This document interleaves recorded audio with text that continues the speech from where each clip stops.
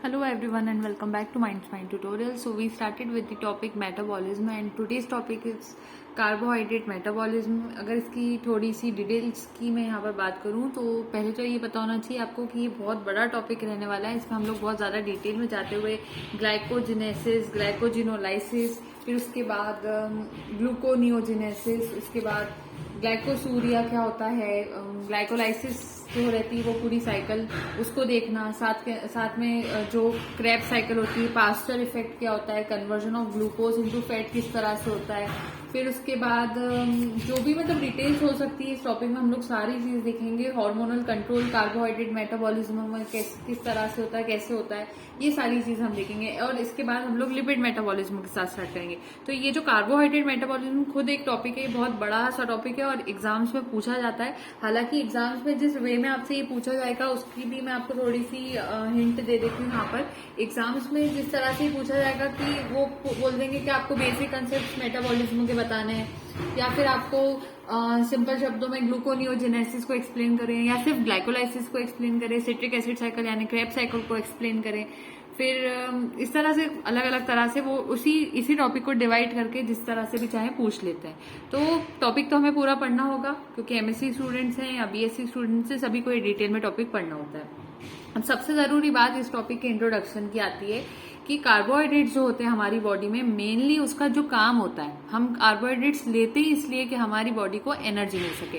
क्योंकि at the end of the day हमें चाहिए क्या, हमें चाहिए एनर्जी. और वो एनर्जी हमें क्यों चाहिए, हम हमारी बॉडी की सारी लाइफ प्रोसेसेस को कंप्लीट करना होता है, जैसे कि respiration, digestion, circulation, excretion, reproduction.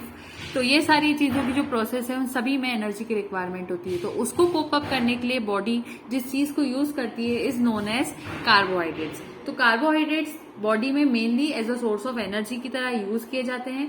इसमें से 60% इंजेस्टेड प्रोटीन जो रहता है 60%, और 10% जो इंजेस्टेड फैट रहता है. हमारी बॉडी ने 60% प्रोटीन जो लिया होगा और 10% फैट जो लिया होगा, इन दो की अगर मैं बात करूं तो ये दोनों भी at the end of the day carbohydrates में चेंज होना जरूरी है. शायद विजिबल नहीं होगा, मैं ऊपर लेती हूँ उसको, अब प्रॉपर होगा.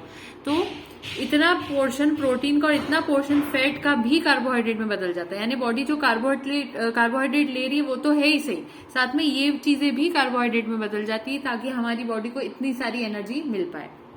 आई होप क्लियर हो गया होगा. अब आगे बात करते हैं. जो मेटाबॉलिज्म होता है कार्बोहाइड्रेट का, वो शुरू कहाँ पर होता है. सबसे पहली बार शुरुआत कहाँ पर होती है कार्बोहाइड्रेट के मेटाबॉलिज्म की, तो उसकी शुरुआत होती है डाइजेशन के साथ. डाइजेशन होगा सबसे पहले कार्बोहाइड्रेट्स का. तो कार्बोहाइड्रेट्स का जैसे ही डाइजेशन होता है, पूरा उसको डाइजेस्ट करने की प्रोसेस स्टार्ट होती है, तो वो होती है गट के अंदर. और गट में किसकी मदद से होता है, एंजाइम्स की मदद से. तो सबसे पहले कार्बोहाइड्रेट्स का डाइजेशन होता है और फिर उसको एंजाइम्स की मदद से उसको ब्रेक डाउन किया जाता है. और जब कार्बोहाइड्रेट्स का डाइजेशन हो जाता है, तो अभी जस्ट प्रीवियस वीडियो सेगमेंट्स में हमने डाइजेशन एंड एब्जॉर्प्शन सबको देखा है, तो हमें पता है कि जब डाइजेशन होगा कार्बोहाइड्रेट का, तो कार्बोहाइड्रेट किस में बदल दिए जाएंगे, वो मोनोसेकेराइड्स में बदल दिए जाएंगे. तो मोनोसेकेराइड्स लास्ट स्टेज होगी. जब डाइजेशन हो जाएगा तो वहां पर कौन सी चीज बनने वाली है, मोनोसेकेराइड्स बनने वाली है. और मोनोसेकेराइड्स भी कौन से, कार्बोहाइड्रेट किस में बदल रहा है, ग्लूकोज में, गैलेक्टोज में, फ्रक्टोज में. जिसमें सबसे ज्यादा प्रीडोमिनेंट कौन होता है, तो वो होता है ग्लूकोज. सबसे ज्यादा ग्लूकोज बनता है उसके अंदर. अब बात करते हैं आगे की. जैसे ये तीनों चीजें बन जाती है, यानी कि ओवरऑल मोनोसेकेराइड जैसे तैयार होते हैं कार्बोहाइड्रेट से, वो बदल जाते हैं एब्जॉर्प्शन के अंदर. सॉरी, बदल नहीं जाते, उनका हो जाता है एब्जॉर्प्शन. एब्जॉर्प्शन कहाँ पर होता है, स्मॉल इंटेस्टाइन में होता है. फिर एब्जॉर्प्शन के बाद वो ब्लड में जाता है पूरा मोनोसेकेराइड वाला पोर्शन, और उसके बाद हर सेल में पहुंच जाता है. और फिर जैसे चाहिए सेल को जिस तरह से यूज करना है इन मोनोसेकेराइड्स को, सेल उसको उस तरह से यूज करता है. तो एनर्जी का काम करना था मेनली हमको यहाँ पर. अब आगे बात करते हैं. अब एक्स्ट्रा जो कहना चाहिए, ये सारी चीजें तो जब तक सेल को जैसे चाहिए वो वैसे यूज कर लेगा.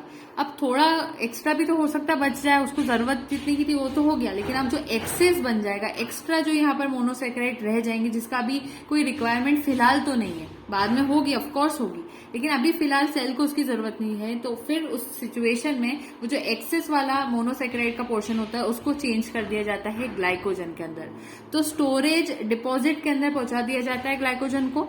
अब स्टोरेज डिपॉजिट मैमल्स में कौन से होते हैं, तो वो चीफली जो होते हैं, चीफली मेनली लिवर होता है और मसल्स होती है। लिवर और मसल्स में जो एक्स्ट्रा वाला जो कार्बोहाइड्रेट स्टोर करके रखा हुआ है वो यहाँ पर मिल जाएगा। समझ में आया? एक्स्ट्रा वाला किस फॉर्म में रहता है, ग्लाइकोजन के फॉर्म में रहता है, और मसल्स और ग्लैंड्स में सबसे ज्यादा इसकी जरूरत पड़ती है ग्लाइकोजन की। ठीक है, ये बात क्लियर हो गई आपको यहाँ पर। अब आगे बात करते हैं। अब before any of the monosaccharides can be utilise, इन मोनोसेक्राइड्स जो कि ग्लूकोज, गैलेक्टोज है, फ्रक्टोज है, अगर कोई बॉडी का कोई पार्ट इसको यूज करना चाहता है, क्योंकि यहाँ तो मैंने बताया एब्जॉर्प्शन हुआ, सेल तक पहुंच गया, सेल यूज भी करता है, लेकिन ये सेल इसको यूज कर पाए इससे पहले भी एक चीज यहाँ पर सामने आती है, वो ये होती है कि अगर किसी को मोनोसेक्राइड को यूज करना है तो सबसे पहले जरूरी चीज ये होती है, चाहे सिंथेसिस ऑफ ग्लाइकोजन ही क्यों ना करना हो, ये तो चलो नॉर्मल चीजें थी, इन चीजों को तो बाद में ग्लाइकोजन में भी बदल दिया जाता है, जब ये एक्स्ट्रा हो जाती है तो इन्हीं को तो ग्लाइकोजन में बदलते हैं। तो हमारे पास दो चीजें हो रही है, एक मोनोसेक्राइड्स को सेल यूज कर ले, और दूसरी सेल अगर उसको यूज नहीं कर रहा है तो वो सेल क्या करेगा, उसको ग्लाइकोजन में बदल देगा। तो इन दोनों ही चीजों के अंदर मोनोसेक्राइड का अगर किसी को यूज करना है तो जरूरी है कि वो जो ग्लूकोज वाला पोर्शन है या ये जो मोनोसेक्राइड्स का पोर्शन है इसको ग्लूकोज 6 फॉस्फेट और फ्रक्टोज 6 फॉस्फेट में बदला जाए। सो बिफोर यूजिंग कौन से काम करने हैं, दो काम, या तो ये सेल यूज करेगा मोनोसेक्राइड को, या वो सेल अगर यूज नहीं कर रहा है तो वो उसको ग्लाइकोजन में बदल देगा। तो इन दोनों ही स्टेप्स में ग्लूकोज को किस में, या फिर यहाँ पे मुझे मोनोसेक्राइड्स लिखना चाहिए था, आई एम सॉरी, तो मैं चलिए सारे लिख देती हूँ ना, फ्रक्टोज और गैलेक्टोज ये सारे आ गए। इन सबको यूज करने से पहले इनको किस में कन्वर्ट करना होता है, ग्लूकोज 6 फॉस्फेट में और फ्रक्टोज 6 फॉस्फेट में। तो इससे इजी मैं इसको नहीं कर सकती थी। अब यहाँ पर पूरा हमने समझ लिया कि आखिर हो क्या रहा है, ये इंट्रोडक्शन चल रहा है। और जैसे ही यहाँ पर ये मोनोसेक्राइड सेल के पास पहुंचते ही उनमें सबसे पहली चीज जो होती है वो ये होती है कि उनका फॉस्फोराइलेशन करा जाता है, यानी कि उनपे फॉस्फोरस को अटैच किया जाता है। तो ग्लूकोज, फ्रक्टोज, गैलेक्टोज इन तीनों चीजों का क्या होता है, सबसे पहले फॉस्फोराइलेशन होता है। अब फॉस्फोराइलेशन कौन करता है उनका, तो वो उसके लिए एक एंजाइम होता है जो कि एक स्पेसिफिक हेक्सोकाइनेज होता है, वो ये काम करता है। तो मैं यहाँ पर नोट कर देती हूँ क्योंकि जो इंपॉर्टेंट पॉइंट्स है हम सिर्फ उसी को लिखते हुए चल रहे हैं। ठीक है, तो ग्लूकोज, फ्रक्टोज और गैलेक्टोज, ठीक है, ये तीनों चीजें जैसे ही सेल में पहुंचती है इनके साथ क्या होता है, फॉस्फोराइलेशन होता है।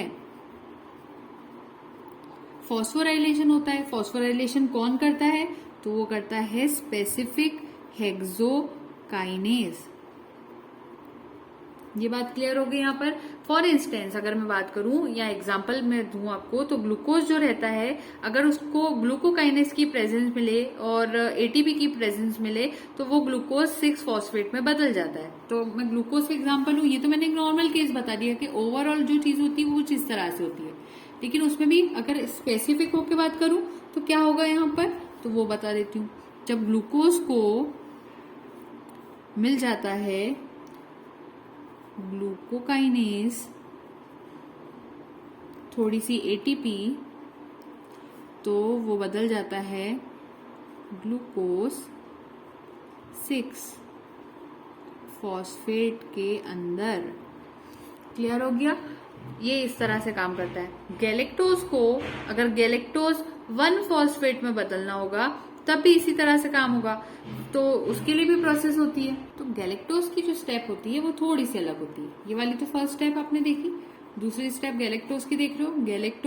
गैलेक्टोज 1 फॉस्फेट में बदलता है, गैलेक्टोज 1 फॉस्फेट ग्लूकोज फॉस्फेट में बदलता है और फिर वो बदल जाता है ग्लूकोज 6 फॉस्फेट में। क्योंकि मैंने शुरू में बता दिया था कि दो चीजें हो सकती है, एक तो ग्लूकोज 6 फॉस्फेट बन सकता है और दूसरा होता है फ्रक्टोज 6 फॉस्फेट। तो गैलेक्टोज के लिए जो स्टेप्स फॉलो होती है उसमें लास्ट में ग्लूकोज 6 फॉस्फेट बनेगा, ग्लूकोज के लिए जो स्टेप्स फॉलो होती है उसमें भी ग्लूकोज 6 फॉस्फेट बनेगा। लेकिन अब फ्रक्टोज की बात करूं तो फ्रक्टोज को बेमतलब हमें ग्लूकोज 6 फॉस्फेट में बदलने की जरूरत नहीं, क्योंकि हमारे पास एक ऑप्शन है कि हम फ्रक्टोज 6 फॉस्फेट में भी बदल सकते हैं। तो मैं यहाँ पर फ्रक्टोज को डायरेक्टली बदल दूंगी फ्रक्टोज 6 फॉस्फेट में। मैं F6P लिख रही हूँ, आप पूरा लिखेंगे, फ्रक्टोज 6 फॉस्फेट में बदल सकते हैं। तो इस तरह से हमारा यहाँ इंट्रोडक्शन बन जाता है कार्बोहाइड्रेट मेटाबॉलिज्म का। अब मैं यहाँ पर आपको टेक्स्ट पढ़कर बताऊंगी, आप उसको नोट करेंगे ताकि आपके नोट्स भी प्रॉपर बन जाए। सो carbohydrates are used by the body mainly as a source of energy. About 60% of ingested proteins and 10% of ingested fats are transferred by the body into carbohydrates.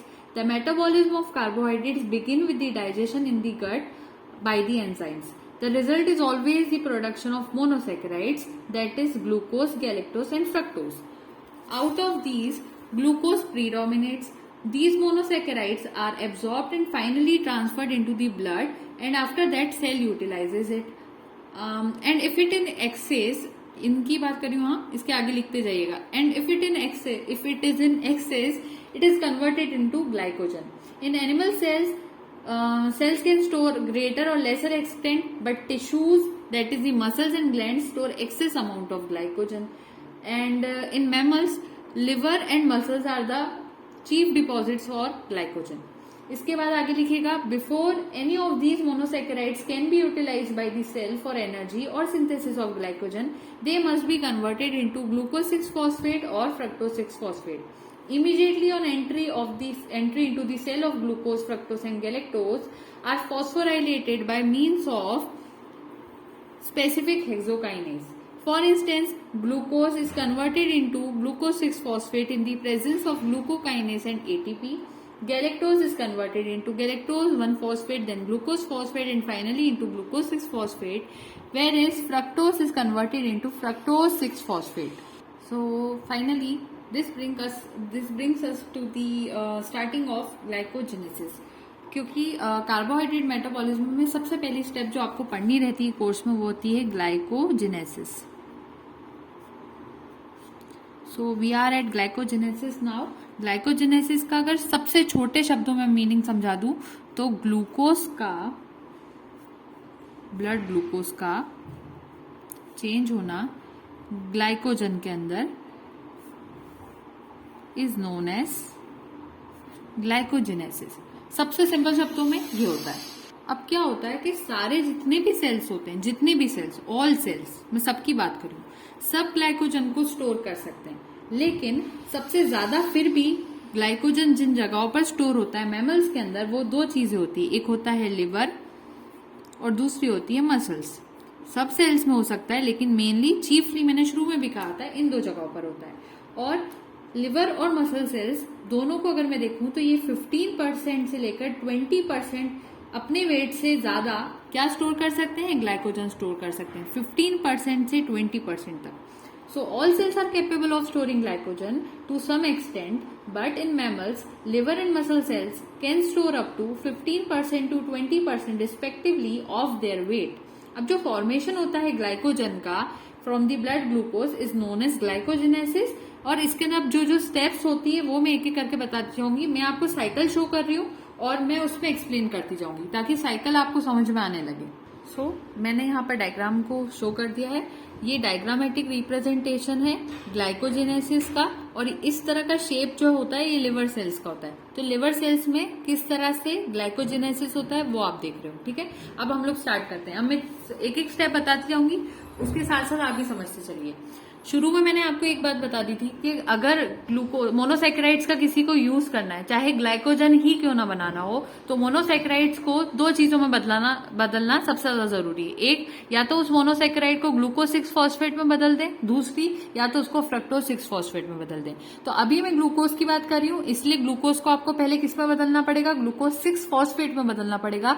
तब जाकर ही आप उसको ग्लाइकोजन के अंदर बदल सकते हो. तो ये तो स्टेप्स की बात हो गई. अब हम लोग स्टार्ट कर रहे हैं यहाँ से. अब इसको देखिए. सबसे पहले ये है यहाँ पर ग्लूकोज, यहाँ से स्टार्ट हो रहा है. यहाँ पर है ग्लूकोज. ग्लूकोज में एटीपी का मिलता हुआ दिखाई दे रहा है. उसके बाद यहाँ पर उसका फॉस्फोराइलेशन हो रहा है. किसकी प्रेजेंस में, ग्लूकोज का फॉस्फोराइलेशन एटीपी की प्रेजेंस में, ग्लूकोकाइनेज की प्रेजेंस में, Mg++ आयंस की प्रेजेंस में फॉस्फोराइलेशन हो रहा है. उसके बाद ग्लूकोज किस में बदल जाता है, वो ग्लूकोज 6 फॉस्फेट में बदल जाता है. ग्लूकोज 6 फॉस्फेट के ऊपर फॉस्फोग्लूकोम्यूटेज वर्क करता है, जिससे कि ग्लूकोज 6 फॉस्फेट ग्लूकोज 1 फॉस्फेट में बदल जाता है. अब जैसे ही यहाँ पर ग्लूकोज 1 फॉस्फेट तैयार हो जाता है तो उसके अंदर यूरिडीन ट्राइफॉस्फेट यानी यूटीपी की प्रेजेंस में उसको कन्वर्ट कर दिया जाता है एक एक्टिव न्यूक्लियोटाइड के अंदर, जिसका नाम होता है uridine diphosphate glucose. So glucose 1 phosphate is converted into uridine triphosphate, diphosphate यहाँ पर लिखना चाहिए था मुझे, uridine triphosphate. So glucose 1 phosphate is converted into uridine diphosphate glucose UDPG in the presence of uridine triphosphate. तो इसमें ये जो यूरिडीन डाइफॉस्फेट ग्लूकोज है ना, इसको हम कहते हैं एक्टिव न्यूक्लियोटाइड।